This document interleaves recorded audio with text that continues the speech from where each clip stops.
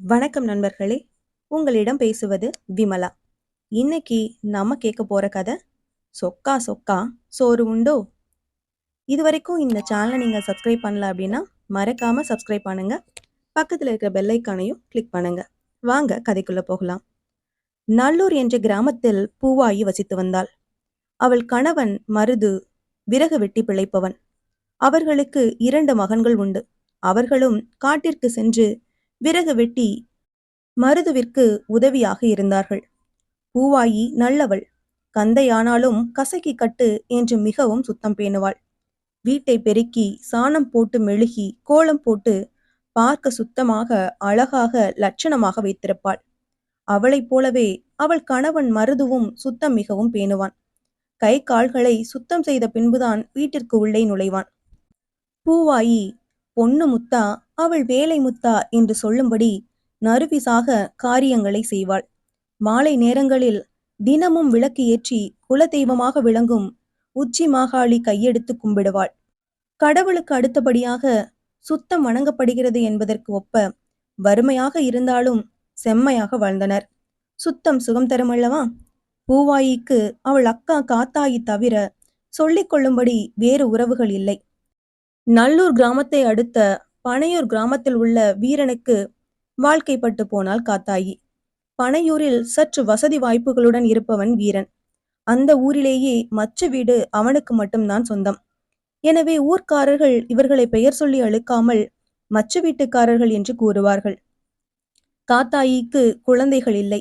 மேலும் கல்யாணமாகி 10-15 வருடங்கள் கழித்து வீரனும் இறந்து போனான். காத்தாயி தனியாக அந்த பெரிய மச்சு வீட்டில் வாழ்ந்து வந்தாள். தோட்டம் துறவு இருந்ததால் சாப்பாட்டுக்கு ஒன்றும் சிரமம் இல்லை. பூவாயி வீட்டினர் சிறந்த உழைப்பாளிகளாக இருந்தனர். பூவாயியால் தன் அக்காவை அடிக்கடி போய் பார்க்க முடியவில்லை. இப்படியே வருடங்கள் கழிந்தன. ஒரு நாள் பூவாயிக்கு காத்தாயியை போய் பார்க்க வேண்டும் என்று தோன்றியது. மருதுவும், சரி, நீ போய் ஒரு 4 நாள் இருந்து விட்டு வா, நான் பிள்ளைகளையும் வீட்டையும் பார்த்து கொள்கிறேன் என அனுமதி கொடுத்தான். அதனால் காடுகளில் கிடைக்கும் கிழங்கு தேன் போன்றவற்றை சேகரித்து கொண்டு பனையூர் சென்றாள் பூவாயி. காத்தாயிக்கு ரொம்ப சந்தோஷமாகிவிட்டது. வா வா பூவாயி, எத்தனை ஆண்டுகள் ஆகிவிட்டது உன்னை பார்த்து. வீட்டில் எல்லோரும் நலமா என்று குசலம் விசாரித்தாள். பேசிக் கொண்டிருந்ததில் மாலை நேரம் ஆகிவிட்டது. உடனே காத்தாயி, இரு, முதலில் சமைத்து விடலாம் என்று குதிரிலிருந்து 2 நாளி அரிசி எடுத்தாள்.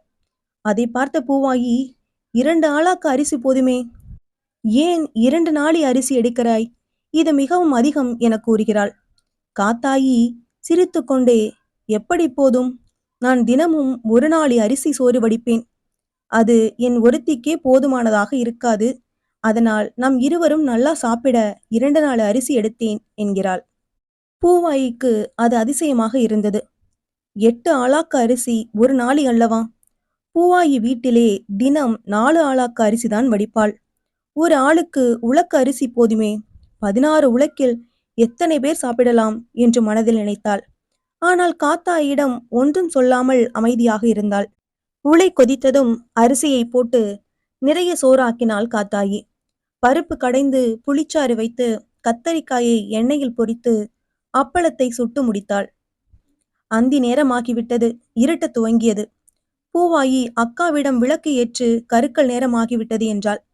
காத்தாயி, நான் ஒருத்திதானே இருக்கிறேன், எதற்கு விளக்கு ஏற்ற வேண்டும்? அது வேற என்ன செலவு?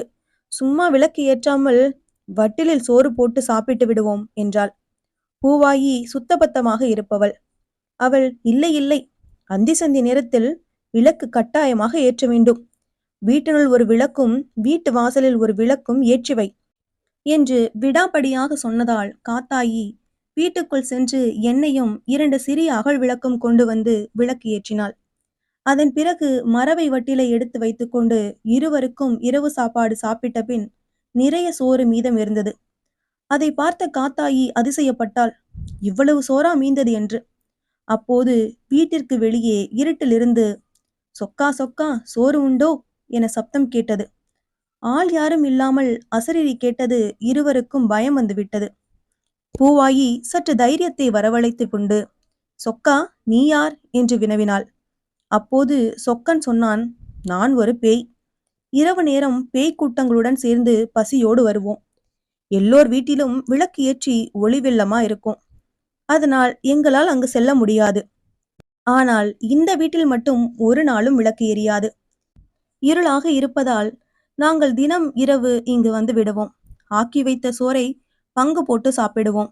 ஆனால் இன்று இங்கு விளக்கு வெளிச்சம் இருக்கிறது. அதனால் எங்களால் உள்ளே வர இயலவில்லை. சோறும் சாப்பிட முடியவில்லை என்று சொக்கன் பேய் சொன்னது. அதை கேட்டு காத்தாயி மிகவும் பயந்து விட்டாள். தினம் அவள் பசி அடங்காத காரணத்தை புரிந்து கொண்டாள். எவ்வளவு அதிகம் சோறு வடித்தாலும் பேய்க்கூட்டம் அல்லவா சாப்பிட்டு இருக்கிறது. பூவாயி சொக்கன் பேயிடம் கூறினாள், நீ இனிமேல் இங்கு வராதே. இனிமேல் தினமும் மாலை எங்கள் வீட்டிலும் விளக்கு ஏற்றுவோம். நீங்கள் எல்லோரும் இங்கே இருந்து ஓடிப்போங்கள் என்றாள். காத்தாயிடம், நம் ஆத்தா நமக்கு சின்ன வயதிலேயே சொல்லி இருக்கிறாள், முக்குக்கு ஒரு பேயும் முழத்துக்கு ஒரு பிசாசும் இருக்கும் என்று. அது உண்மைதான் என்றாள். இனிமேல் தினமும் சோம்பல் படாமல் எண்ணெய் செலவு பார்க்காமல் விளக்கு ஏற்று. ஒரு உலக்கு அரிசி சோறு ஆக்குவதற்கு தினம் நீ 8 உலக்கு அரிசி அல்லவா வடித்து இந்த பேய்களுக்கு கொட்டி இருக்கிறாய் என்றாள். காத்தாயிக்கும் அவள் தவறு புரிந்தது. விளக்கு ஏற்றாமல் இருட்டிலேயே இனிமேல் சாப்பிடக்கூடாது என்று முடிவு எடுத்தாள். அதன் பிறகு தினம் சோம்பல் படாமல் விளக்கு ஏற்றி குலதெய்வம் உச்சி மாகாளியையும் வணங்கி வந்தாள்.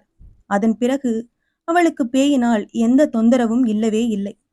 இந்த கதை உங்களுக்கு பிடிச்சிருந்ததுன்னா லைக் பண்ணுங்க, ஷேர் பண்ணுங்க, சேனலை மறக்காம சப்ஸ்கிரைப் பண்ணுங்க. அடுத்த கதையில சந்திக்கலாம்.